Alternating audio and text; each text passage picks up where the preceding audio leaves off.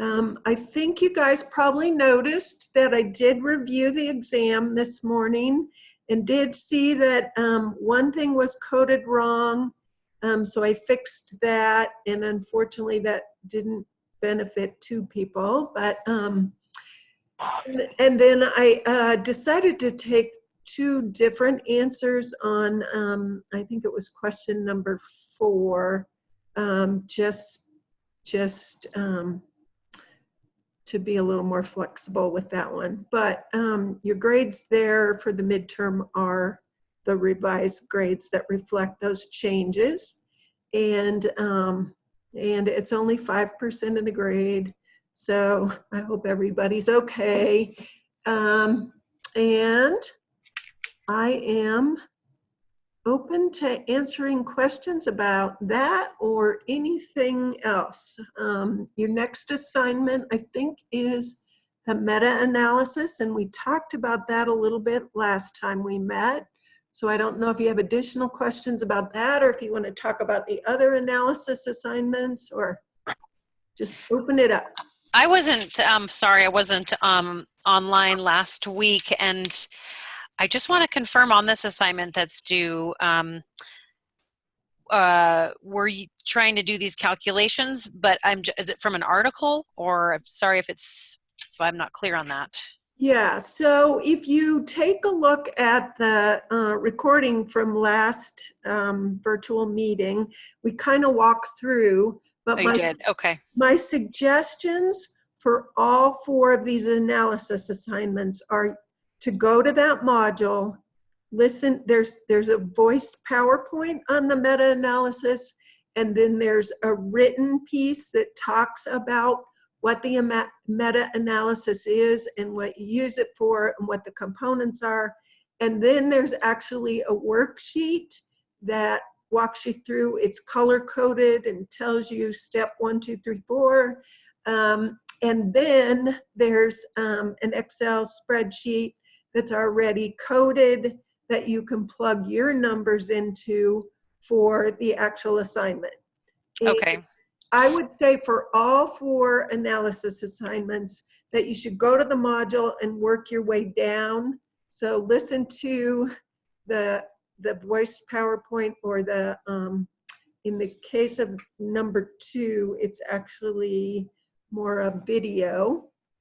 But it walks you through step by step exactly what you're going to do, and then as well as giving you sort of the conceptual pieces and the background behind it. So if you just work your way through the module, each piece sequentially, you should feel really comfortable. And don't forget that it's this group effort. So we want the PhD students to take the lead on running the analysis, you guys to work together on the interpretation, and the DMPs to take the lead on the clinical implications piece.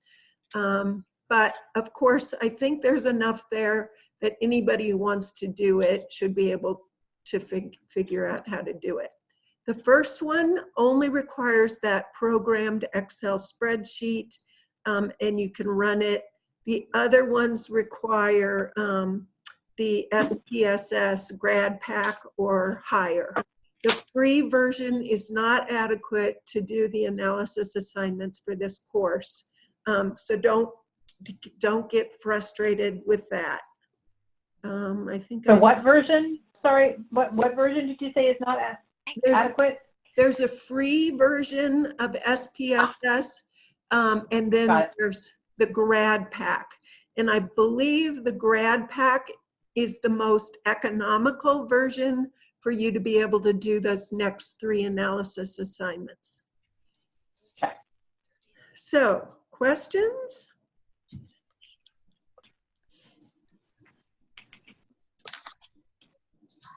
I think the question that came up from what little we've communicated so far is the only thing you want do you want a written paper, 1-page paper of what these results are that we get out of our calculations then?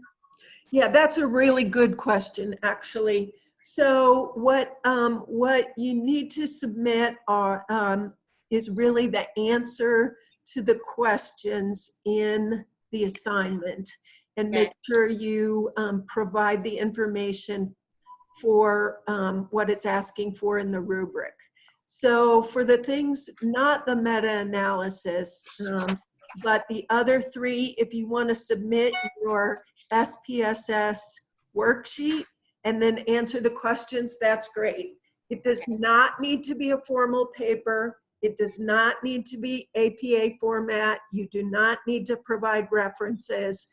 It's just the analysis piece. So there's no tricks. There's no additional stuff that you need to provide. And really, if you give me a couple, sometimes a paragraph is enough, a couple sentences to answer the question, that's fine. I'm not looking for a big long paper for each of these.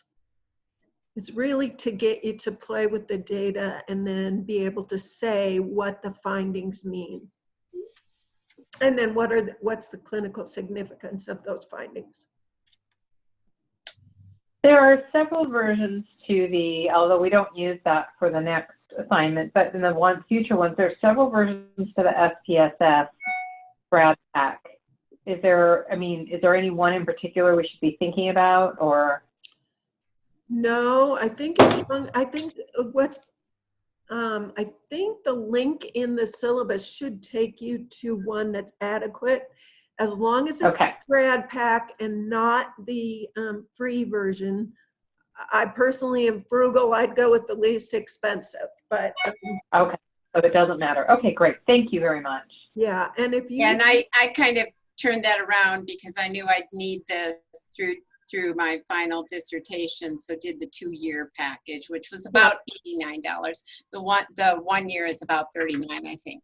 That's a really good, thank you for that, because that's a really important factor. If you're going to need it for your dissertation, or if you guys think you'll be playing with the data for your projects and you want to use this, then it makes more sense to just have it for the duration.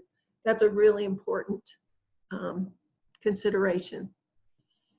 And when I went shopping, studentdiscounts.com probably had the best pricing and easy download. Oh, that's good. Thank you. Repeat that for everybody. So studentdiscount.com has the best pricing. I tried to do it through the school bookstore, and it would never download because of their licensing issues. So I went outside of there. Good. Okay. Other questions about that?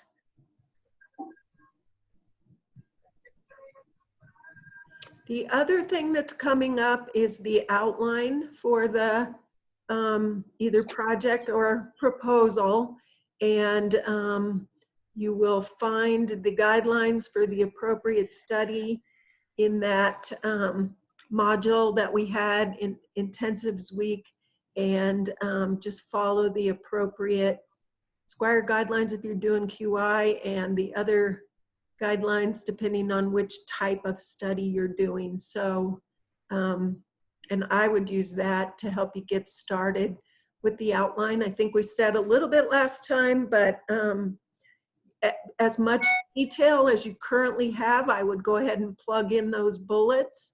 They don't need to be complete sentences or paragraphs at this point, but as much detail as you give me on the outline, the more feedback I can give you to help you with the final paper. So I would say whatever you have up to this point, go ahead and plug into just a bulleted outline for that assignment.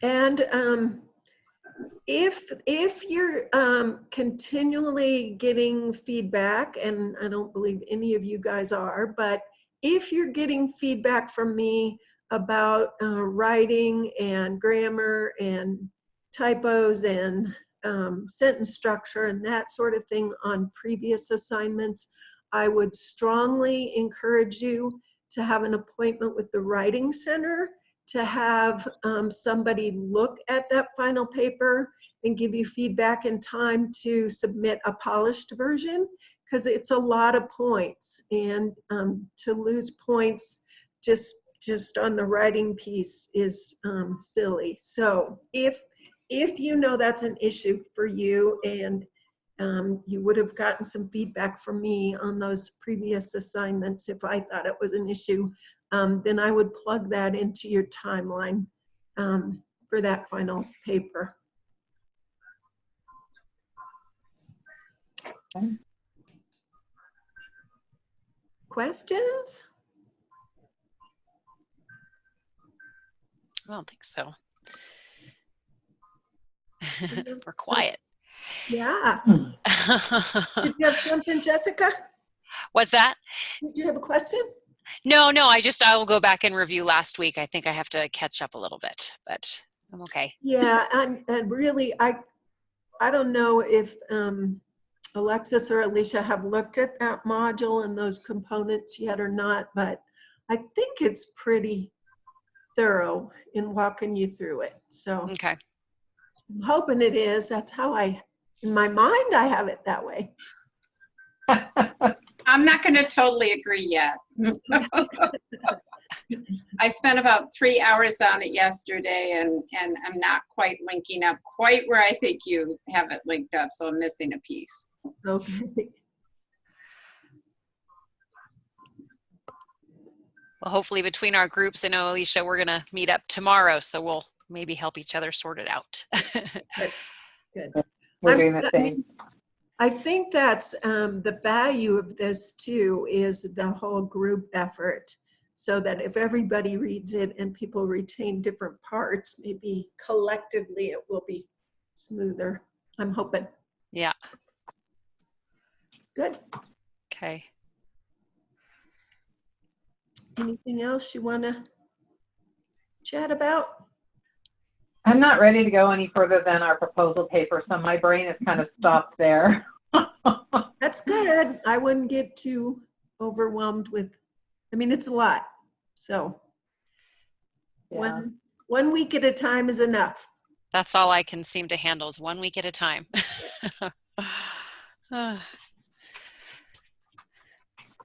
So I've already written my proposal. All right. You want me to write an outline before I just? Just plug, you know what I would do, Alicia, if it's already written? Highlight the headings and put it on an outline for me. All right. I mean, you don't have to do that, but there's points associated with the outline, so. And it's Well, I wondered if you would be willing, because my original proposal is as a case control study. Mm-hmm. And now I want to try to see, because I don't know if I'm going to get access to the data, but I almost want to do a side-by-side using my original format against if I can get access to the database that UC Denver has, and how I would format my proposal. Yeah. If that would be okay with you. Yeah. Okay. Yeah, that would be ideal. Because I think I have to set it up a little bit different, but I'm not sure because I've never used a big data source. Yeah. That sounds perfect. I think the parameters are just the same. I just don't know if you still call it a case control study. If you're using I think you could say a matched control. match control. The match control, because then you try to find a match for each person in the sample. Right. Yeah, that's what Okay. I would call it. That sounds exciting. I think it will save a whole lot of time in, being able to go expedited review and then not having to do the whole recruitment process. Plus your in will probably be bigger, so. Exactly. And that's really important to me given how few subjects I have. So. Right, so if the data's there somewhere, that would be fabulous. From what I saw when we were down there for that research symposium, Yeah. that the UC Denver database, I forgot what it's called. I want to say Compass, but I don't know if that's true. That's it, Compass. That they should have all this data and we should be able to find it and pull it. So Nice. That's exciting. I'm really excited about shortening up that recruitment. Yeah, that'll And then- be probably a year. Well, and then we were going to have to query the probably hard paper medical records Mhm. and abstract it. And you know how tedious that can be. So, Right. Nice. Well, that's what all this computer stuff is supposed to be helping us with. So yeah. excellent. And then, and you're just, this is random questions. The others may not care, but in theory, I would take those data points, plug them into SPSS, and run it, right? Yeah. So it depends on how. Are you working with Terry? I will be working with Terry, and then who's your? I can't remember the name. I have it written down somewhere. The head dude in charge of that. Of Compass? Yeah. Yeah. Dr. Whelan, do I have that name right? Yeah, so they may suggest to you a little different analytic approach and suggest a different software package, but we'll have it available on campus if you need it. And so I wouldn't worry about that yet, but yes, you can either, I mean, I'm not sure at this point for the purpose of this course where you are conceptually with analysis, you could do something like, depending on all the variables, you could do like an ANOVA or something like that to compare. Right. But it depends on whether or not the variables are normally distributed or not. And then you may end up doing like a linear regression or something like that if they're not. So it's a little early to say exactly what you'll be doing until you get the data extracted and see what it looks like. But for the purpose of this course, a good approach would be like, you know, plugging it into SPSS and run ANOVA, but in reality, you might do something way more sophisticated. Okay. But I'm assuming you'll take Quant 2. Yes. Yeah, and you'll get into more of that. Okay. And you guys will be missing that. You'll be on something else. Any other questions? So feel free to email if you do have questions. I'm in DC starting in the morning, but should have access to email. And then I'm back a week, and then I'm out of the country. So from November 8th through 15, I will not have access probably to anything. So you've got a Zoom meeting scheduled for the 11th of November. I don't think that's going to work. Where are you going? I am going to the Dominican Republic for my niece's wedding. Wow. There's this whole new deal, I guess, where you do a destination wedding. Her whole family's in Denver. I don't know why we're leaving the country, but we are. So Sounds I don't fun. have that one on the 11th scheduled in my book. I think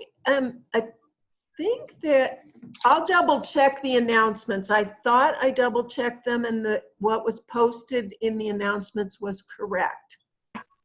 It's just what's in the Zoom. If I actually click on Zoom in our class in Canvas, it's actually got a date there for it. I think that you have to put continuous. Oh, okay. But the dates that we're actually meeting, I put in that announcement. But of course, they don't all show up in the first line, so you have to click it to open it up. Got it. Okay. Anything else? That's it. All right. Yeah, you don't have it on your, yes, you do not have it on your list. It's Okay. just in the Zoom. Okay. Yeah, so we're good. I'm sorry that's confusing, but you just have to kind of make it weekly or it doesn't work. That's okay. We'll use your Zoom platform for meeting as a group. That's what we've been doing, as you know. Yeah, at first I got really freaked out. I was thinking, oh my gosh, I set an appointment with somebody and I forgot because I get an email. And then I'm like, oh, no, I didn't. So keeping me on my toes. Keeping you on your toes. All right. That's it for me. Have That's it for fun. me Like too. that. Have fun with the meta-analysis, and it sounds like the outline won't be too hard. So I think you're going to be all right. Thank you so much. Thanks. Thank you. Guys. You're doing great work. Okay. Thanks, Bonnie. Thanks. Bye. Bye-bye.